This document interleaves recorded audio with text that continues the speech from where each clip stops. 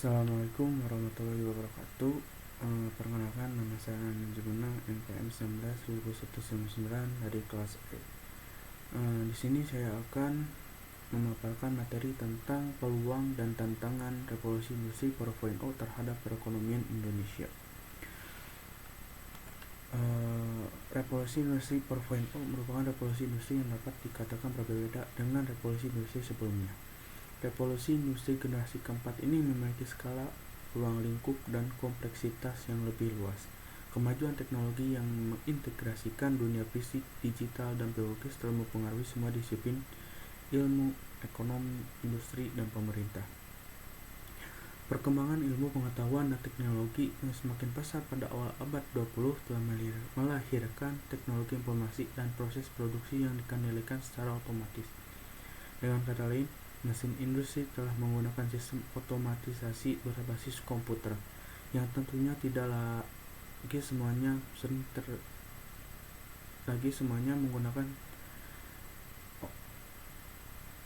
dikendalikan oleh tenaga manusia.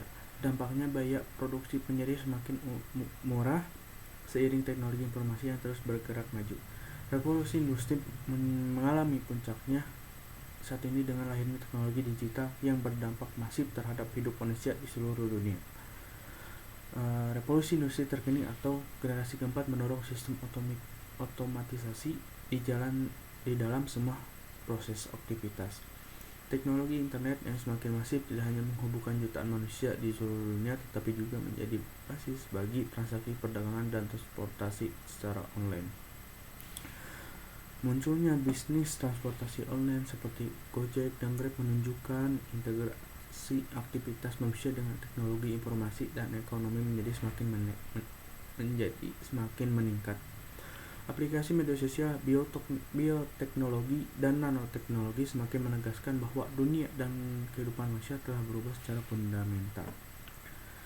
Seperti yang disampaikan oleh Presiden Joko Widodo, revolusi industri 4.0 telah membawa perubahan-perubahan yang mungkin tak terduga sebelumnya, seperti kita menyaksikan pertarungan antara taksi konvensional versus taksi online atau ojek pangkalan versus ojek online. Semua itu pada akhirnya berdampak kepada pabrik, di mana dalam hal ini pabrik diuntungkan dengan menjadi lebih mudah untuk mendapatkan layanan transportasi dan bahkan dengan harga yang sangat terjangkau. Yang lebih tidak terduga, layanan ojek online ternyata tidak sebatas sebagai alat transportasi alternatif, tetapi juga merambah hingga bisnis layanan antar atau online delivery order. Dengan kata lain, teknologi online telah membawa perubahan yang besar terhadap peradaban manusia dan ekonomi. Tidak dapat dipungkiri jika revolusi industri 4.0 membuka peluang yang luas bagi siapapun yang maju. Informasi yang sangat melimpah menjadikan manfaat yang besar untuk pengembangan ilmu pengetahuan maupun perekonomian. Masyarakat di era revolusi industri 4.0 memiliki ketergantungan yang sangat besar dalam menggunakan teknologi informasi. Fakta yang menunjukkan bahwa masyarakat zaman sekarang memiliki tingkat ketergantungan yang tinggi pada perangkat ponsel pintarnya. Hal inilah yang dapat menjadikan munculnya sebuah peluang baru di era industri 4.0. Salah satu di antaranya adalah peluang berbisnis era digital, di mana daya jangkau teknologi informasi tidak hanya berskala lokal, tetapi hingga skala global. Melalui internet, akses informasi dapat dijangkau hingga ke berbagai penjuru dunia. Peluang lain diantaranya adalah saat setiap orang memiliki akses yang tinggi untuk terlebar aktif untuk memberikan dan membagikan opini kepada pihak lain melalui media sosial online. Situasi ini membuka peluang bagi masyarakat untuk membentuk opini positif tentang berbagai hal kepada pihak lain. Seperti diantaranya adalah teknologi media sosial dapat dimanfaatkan untuk membentuk komunitas atau grup keluarga di dunia virtual. Walaupun secara geografis berjauhan, tetapi didekatkan dengan media sosial. Melimpahnya informasi tentunya tidak hanya membawa pengetahuan positif saja, tetapi juga negatif. Kemampuan seseorang untuk mengolah pengetahuan knowledge menjadi kearifan wisdom dalam lingkungan sosialnya akan menentukan tingkat ketahanannya di era informasi. Dengan demikian, tindakan share and resharing informasi telah didasari oleh nilai-nilai etis sehingga tidak akan menciptakan eskalasi kegaduhan publik. Sebagai contoh, derasnya informasi berita bohong atau hoax menjelang pilkada serentak maupun pilpres tidak akan meningkatkan kegaduhan jika penerima informasi telah memiliki kesadaran etis dalam menyaring informasi hoax. Revolusi industri generasi keempat tidak hanya menyediakan peluang tetapi juga tantangan bagi generasi milenial.